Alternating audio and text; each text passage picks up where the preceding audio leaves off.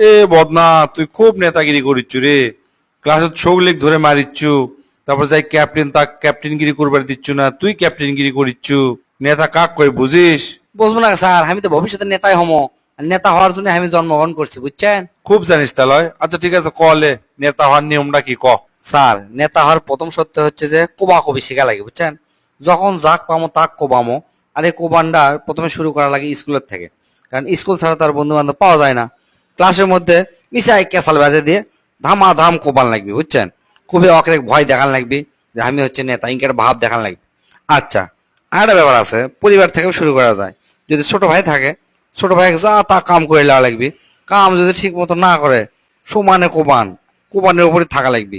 এটা হচ্ছে নেতা হওয়ার প্রথম সত্য। তারপর মনে করেন মিচ্ছানা বড় হনো, 9-10-এ কিংবা কলেজে ওঠনো। কলেজে ওঠার সাথে সাথে করা লাগবে কি, একটা গ্রুপ তৈরি করা লাগবে। মানে বখাটে চেহারা খুঁজে খুঁজে বের করে গ্রুপ তৈরি করা লাগবে। গ্রুপ তৈরি করার পরে তারপরে দেখা লাগবে কোন বেড়াচল বেটিসের সাথে কথা করছে। কথা কওয়া মাত্রই ওই চেয়ানাক ধরে কোবান ছাড়া কোনো কথা নাই, সাইজ করা লাগবে। তারপর যাই মিচ্ছানা বেদবি করবি তাক সাইজ করা লাগবে। যাই কিছু করবি না তাকেও সাইজ করা লাগবে। মানে সবগুলি মনের মধ্যে ভয় ঢুকে দেওয়া লাগবে। আর যে আমার সাথে যে 10-15 জন থাকবি, এই 10-15 জনের লিডার হিসেবে আমি সামনে থাকবো আর পিছিয়ে পিছিয়ে হাঁটবি। মানে ভাবে এটা আলাদা, কিন্তু এটা খরচের ব্যাপারও আছে। একের হালকা চা নাস্তাও খিলান লাগবে। তাছাড়া এরা আবার কথা শুনবি না, বুঝছেন?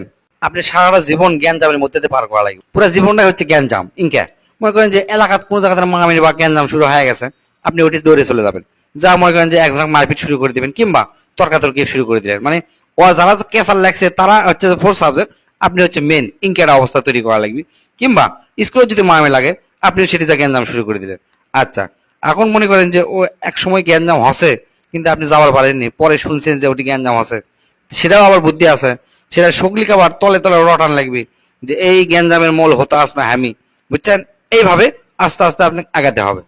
তারপর কলেজে গন্ডি পার হয়ে ধরেন ভার্সিটিতে গেলেন। ভার্সিটি যাওয়ার পরে আপনি কিছু নতুন চেনাফেরা জোগাড় করা লাগবে। কিরকম?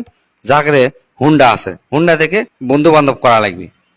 করা লাগবে কি, এই হুন্ডালে চক্কর দেওয়া লাগবে। আর একটা কাম করা লাগবে, সেটা হচ্ছে যে তখন একটা পীর ধরা লাগবে। পীর মানে আবার পীর লয়, সেটা হচ্ছে যে বড় একটা নেতা, যে নেতার আসলেই পাওয়ার আছে, এই নেতাকে ধরা লাগবে। এবং সেই নেতার ঠিক মতো পাও চাটা লাগবে। প্রতিদিন যাবেন, পাও তেল মেখে দিবেন, চাট পেন এল্লা করা লাগবে। করলে দেখবেন যে আপনার পজিশন আস্তে আস্তে শক্ত হয়ে যাচ্ছে।